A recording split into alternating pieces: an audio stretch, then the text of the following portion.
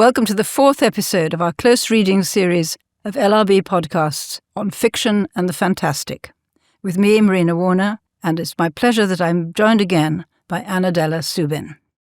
Today we're turning to Lewis Carroll, the author of Alice's Adventures in Wonderland and Through the Looking Glass and What Alice Found There, stamped the fantastic with his own love of games and nonsense, his gift for spoofs and light verse, and turned a strain of donnish eccentricity and mischievous rebellion into the lifeblood of children's literature.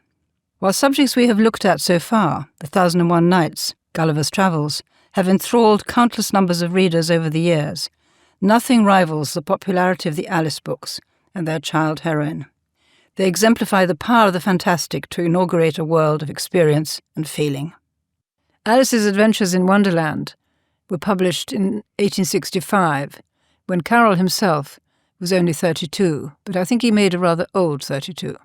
Della, do you think they are books for children at all? Or are they books about children, written as a homage to a particular little girl?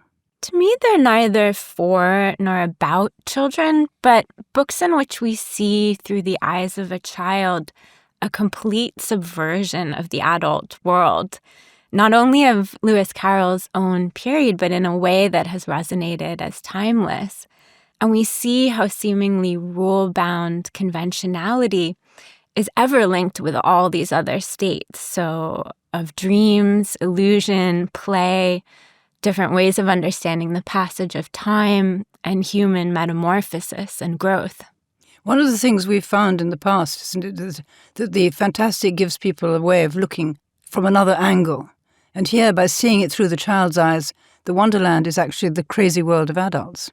And in fact, reading them as a child, I don't know what your experience was like, but to me, the first time I encountered them, I must have been about 7, the same age as Alice in the books. And I found it quite terrifying, all of the beheading. Mm. And I was reading them in New York, which is a place that's safely without a queen. But I found them very, very difficult when I was a child. I really began to love them only as an adult, when I could appreciate both the satire and, of course, this kind of linguistic logic and cleverness of them. But I found the Jabberwocky image extremely scary.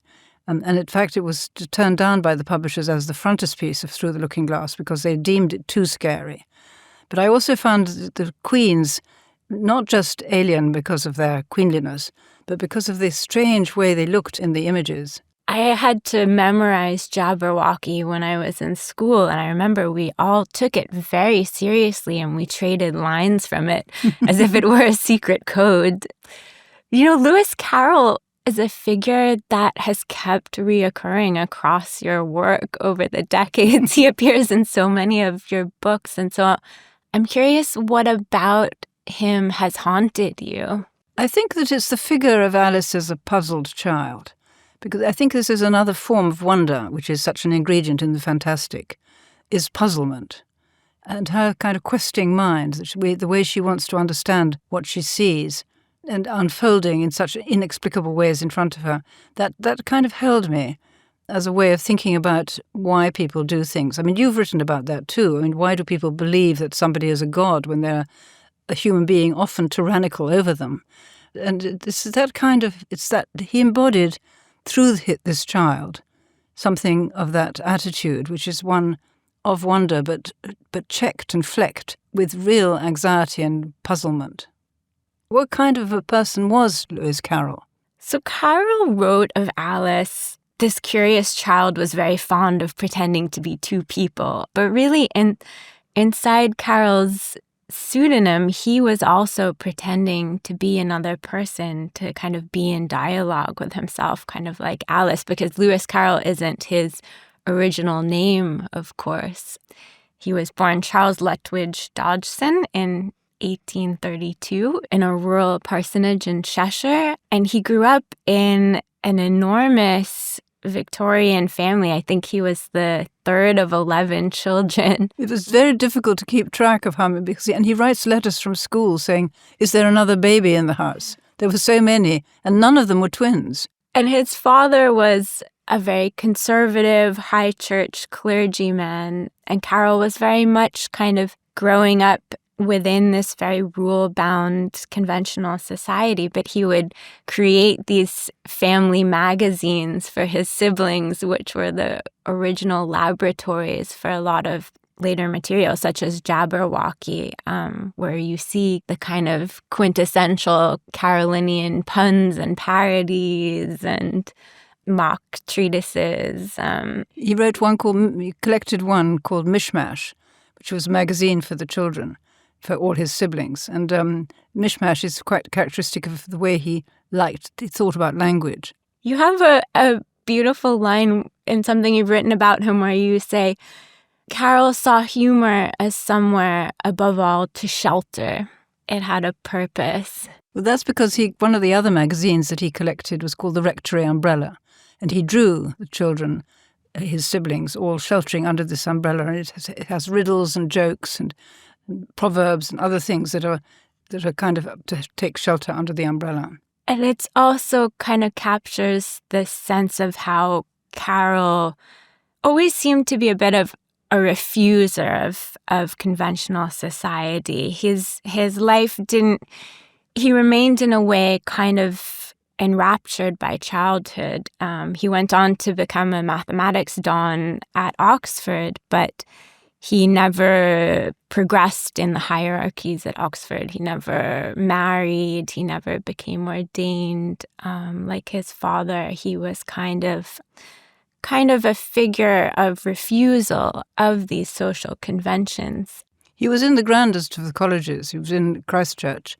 And you can see that in the Alice books, that he's lampooning some of the manners and etiquette of grandeur, as well as pieties of the church that he actually belonged to and became an ordained. He did become a deacon, at least. But you're right, he was both at odds with himself and very much at odds with his own society. So Carroll became a mathematics don who published widely in his field. He was a Euclidean logician, but I also love that he wrote a dialogue featuring the ghost of Euclid as a way of conveying the system. But he used it in his sort of campaigning because he devised a system of proportional representation, which is actually considered to be rather a good one. It's, of course, not in use. And it's reflected in the scene in Alice, where all shall have prizes. And he was also a kind of great insomniac. I love how he invented the nyctograph for writing in the darkness at night when an idea struck him. One can't imagine how it worked. I mean, do you think it had a sort of self-lighting candle inside it? Yeah, I attempted to understand it, but I didn't see how it would be helpful to me. Yes. But he was an inventor of games and puzzles, very much to entertain the children he was so attracted to and so loved.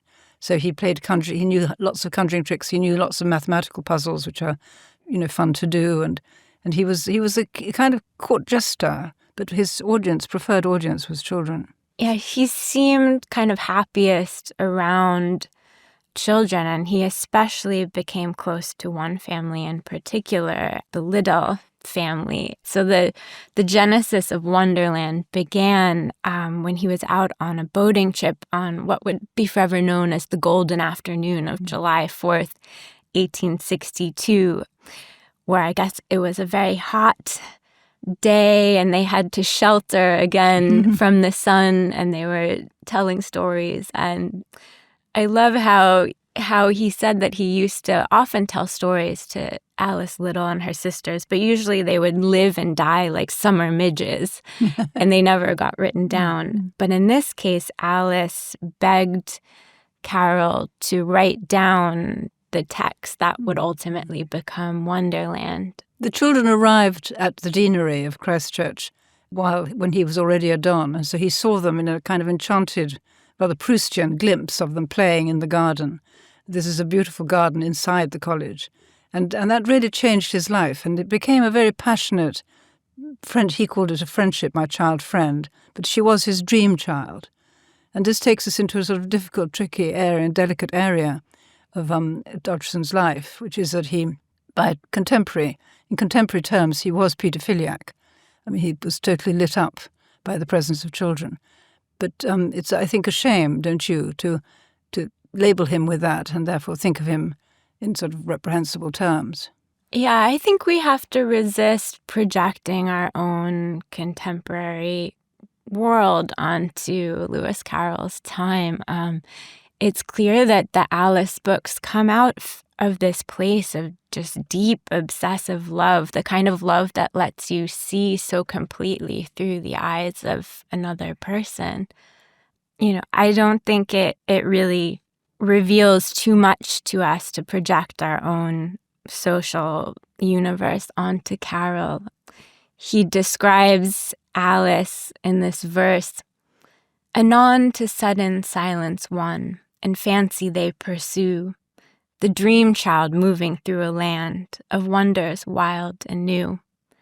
And so the dream child was very much both an ideal archetype and a particular child of Alice. Liddell, the father, was actually the editor and compiler of the Greek dictionary, Liddell and Scott, the famous dictionary. And so this was a family of language, but it was also a family of pomp and ceremony, because the Dean of Christ Church is a very grand figure in Oxford life. And both of those aspects of the Liddell family, and not only Alice, just Alice herself, enter the stream of fantasy in the Alice books. What kind of a little girl is Alice in the books? It's our only real record of her. So she seems to be deeply inquisitive. She's questioning everything. She's very much a child of her time. She's growing up at the heart of an elite, well-educated, upper-middle-class Oxford world. And her father being at Christ Church, they received a visit from Queen Victoria. It was later said that Alice was briefly involved with Prince Leopold. And so the monarchist element that appears in both of the Alice books was very much a part of her real social world. It wasn't just a kind of fairy tale element or an element of playing cards and chess. But within that, Alice is interrogating everything. And a real kind of darkness comes through where at one point in the book, she asks of Wonderland, "It's a wonder that anyone here is still alive," Yeah. With the Queen of Hearts going around saying, off with her head, off with his head, instantly, whatever anybody does. How do you see the character of Alice? Well, she's very commonsensical. This is what I didn't like when I was a child myself, because I liked more fantasy children. I liked Just William. I liked his mischievousness. He's a rascal. And it was that kind. And of course, I identified very strongly with the little boys. So people like George in The Famous Five were more my heroines than this rather prim upper-class little girl in her pinafore. And I didn't think she was someone, Hugh Horton, who's done a wonderful edition, quotes Empson saying that she is fresh, in the sense that she's both innocent and she's pert. She talks back. She's quite sassy in that way. But she's sassy from a commonsensical point of view. She keeps seeing the absurdity and the folly of the adults around her. I think you asked me, interestingly, if she's a myth, if she's certainly become mythic. What do you think? Yeah, I'm very interested in this question of whether we can call Alice a myth the way we think of other great mythical female characters, such as Antigone. I guess it depends what we mean by myth. To me, a myth is a story that's also a theory of how things came to be and what the future is going to hold and how to act in it in a way that defies the categories of true and untrue and kind of points the way to some kind of transcendence. And to me, Alice is very much a myth within this definition because it's a myth of how to survive childhood. And it's a reminder that for all of us, our childhoods will appear to us as having been a dream, that this is where we're all headed. I think that the myths are often stories to think with. They're sort of tools. So that Antigone or Medea are ways of thinking about those particular moral dilemmas. And I do think Alice, in a way, has jumped out of the pages of the book, and also Tenniel's illustrations of her. as this kind of interrogator, the word you used, interrogating, as this kind of innocent interrogator, the taking a position of actual not knowing, not understanding, and therefore seeing everything as strange. And that's very central to fantasy, that it estranges the ordinary or the normal. It makes it peculiar so that we can actually assess it more clearly. We saw that in Calvino's, the way he makes up these cities, these invisible cities. And we saw it in Gulliver, very strongly in Gulliver. Thanks for listening to this extract from Close Readings. You can listen to the full episode and all our other Close Readings series by signing up to our Close Readings subscription. If you're listening in Apple, you can do that just by going to the top of this podcast. Or for Spotify and other podcast apps, go to lrb.me/audio or click on the link in the description.